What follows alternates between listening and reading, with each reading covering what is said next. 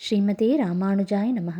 போன பகுதியில் எப்படி ராமானுஜர் திருவரங்கத்தில் பெருமாளுடைய திருக்கோயில் திருப்பணிகளை எல்லாம் சீர்திருத்தினார்னு பார்த்தோம். இப்போ இதெல்லாம் நடக்கிறச்ச இது சில பேருக்கு பிடிக்காமல் போனது.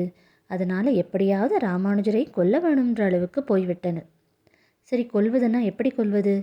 இப்போ ராமானுஜர் தினமும் பிச்சை எடுத்து உண்வது வழக்கம் இல்லையா? அப்படி ஏதோ ஒரு இல்லத்திற்கு போகச்ச அந்த அன்னத்தில் விஷத்தை கலக்கணும்னு யோசித்தார்கள். அப்போ அதற்கான ஒரு ஆளையும் தீர்மானித்தார்கள். அவனும் இவர்களோட பேச்சில் மயங்கி தன்னுடைய மனைவியை கூப்பிட்டு ராமானுஜருக்கு நஞ்சு கலந்த உணவை அளிக்க வேணுமாறு கட்டளையிடுகிறான். ஆனால் அந்த பெண்மணி மிகவும் நல்லவள். அவளுக்கு எம்பெருமானாரை பற்றி நன்றாக தெரிந்தது. எப்படி இதை தவிர்ப்பதுன்னு தெரியல. இந்த உணவை எம்பெருமானார் சாப்பிட்டால் தமக்கு நரகம் நிச்சயம்னு அவள் உணர்ந்தாள். எப்படியாவது இதை தடுக்க வேணுன்ற எண்ணம் அவள் மனசில் இருந்தது. ஆனால் கணவனோட வார்த்தையும் மீற முடியவில்லை. என்ன செய்வதுன்னு தவித்தாளாம். அவளுக்கு ஒரு வழி கிடைத்தது. அன்று ராமானுஜர் அவள் வீட்டுக்கு பிச்சை எடுக்க வந்தபோது அவருக்கு அன்னத்தையும் விட்டுவிட்டு சாஷ்டாங்கமாக ராமானுஜரை விழுந்தும் வணங்கிவிட்டாள். இப்போ ராமானுஜருக்கு அவளுடைய முகக்குறியும் அவளுடைய எண்ணமும் புரிந்துவிட்டது.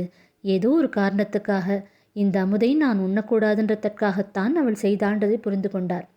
எப்பொழுதுமே பிச்சையிட்ட பிறகு அவர்களை சேவித்தால் அன்று அவர்கள் உபவாசம் இருப்பது வழக்கம். அதனால் ஏதோ ஒரு காரணத்திற்காக இந்த உணவை நான் உண்ணக்கூடாதுன்னு அந்த ஸ்திரீ நினைக்கிறான்ற அளவுக்கு ராமானுஜருக்கு புரிந்துவிட்டது.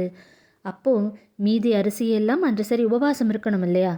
அதனால் காவிரியில் அந்த எடுத்த பிச்சை உணவையெல்லாம் கரைத்து விட்டார். அப்போ அதில் சிதறிய ஒரு பருக்கையை ஒரு காகம் சாப்பிட்டு அந்த காகமும் இறந்து விட்டது. சரி, இப்பொழுது அவருக்கு புரிந்து விட்டது அந்த உணவில் நஞ்சு கலந்திருக்கிறார்கள்னு. ஆனால் இதை பற்றி எதுவுமே ராமானுஜர் கவலைப்படாமல் தன்னுடைய உபவாசத்தை மட்டும் தொடர்ந்தாராம். இது அவர்களோட பக்தர்களுக்கெல்லாம் பார்த்து ரொம்பவும் கஷ்டமாகிவிட்டது. ராமானுஜர் உடலோ மேலும் மேலும் இழைத்து விட்டது உணவில்லாமல். இப்படி சிஷ்யர்களெல்லாம் எவ்வளவோ சொல்லியும் கூட ராமானுஜர் கேட்காமல் உபவாசத்தை தொடர்ந்தார். இப்போ இது யாரை எட்டியதுன்னா திருக்கோட்டியூர் நம்பியின் செவிகள் வரை எட்டியது. பதறிப்போனாராம் திருக்கோட்டியூர் நம்பி.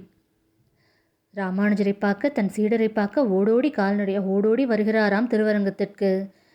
நமக்கெல்லாம் இப்போ தோணும், இந்த திருக்கோட்டியூர் நம்பியா இப்படி வருகிறார்?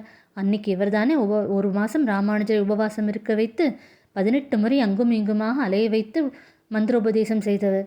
ஆனால் இன்னைக்கு தன் சீடருக்காக ஓடோடி வருகிறாரேன்னு நமக்கு தோணும் இல்லையா?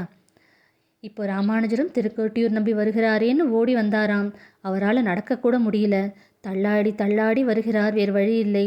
அப்போ உச்சி சூரியன் நன்னா மணலெல்லாம் தளதளன்னு கொதித்து கொண்டிருக்கிறது.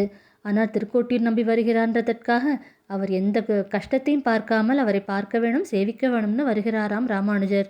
திருக்கோட்டியூர் நம்பியை பார்த்த உடனே சாஷ்டாங்கமாக அந்த வீழ்ந்து சேவிக்கிறார். கீழே பூமி நெருப்பு போல தகிக்கிறதாம்.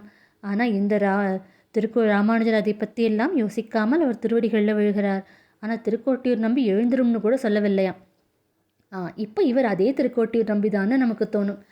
ராமானுஜர் இவ்வளவு தணலில் வெயிலில் படுத்திருக்கிறார்.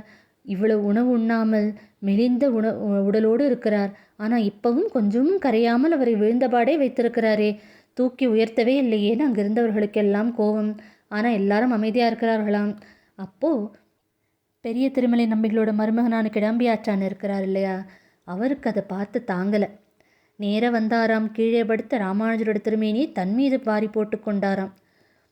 அது மட்டும் இல்லை, திருக்கோட்டியூர் நம்பியை பார்த்து கேட்கிறாராம், இது என்ன, இது ஆச்சாரியனுடைய எண்ணம் இப்படியா பண்ணுவது? ஏற்கனவே அவருடைய மேனியெல்லாம் இப்படி வாடி போயிருக்கிறது. இதில் இன்னும் அனலில் போட்டு வாட்டுகிறீர்களே, இதற்கு அந்த நஞ்சு விட்ட உணவே பரவாயில்ல போயிருக்கிறதேன்னு சொன்னாராம். இப்போ இதை கேட்ட உடனே திருக்கோட்டியூர் நம்பி கலகலன்னு சிரிக்கிறாராம். 2 பேரையும் எழுப்புகிறார். தன் மார்போடு வாரி அணைத்து கொள்கிறார். அப்போ சொல்கிறாராம், உன்னைத்தான் தேடிக்கொண்டிருக்கிறேன். யாருக்கு ராமானுஜரோட திருமேனியில் அத்தனை அன்பு இருக்கிறதுன்னு பார்க்கத்தான் இந்த சோதனையை செய்தேன். உனக்குத்தான் அந்த அன்பு இருக்கிறது. அதனால் இனிமே ராமானுஜர் பிச்சை எடுத்து உண்ண வேண்டியதில்லை.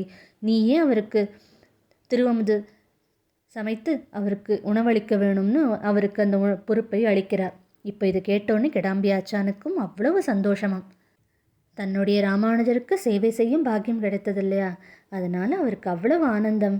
அது மட்டுமல்ல, இப்போது ஒரு ஆச்சாரியனுடைய கடுமையாக நடந்து கொண்டாலும் அதிலும் சிஷ்யனுக்கான நல்ல விஷயங்கள் மட்டுமே இருக்கும்ன்றதற்கும் இதற்கான ஒரு எடுத்துக்காட்டு.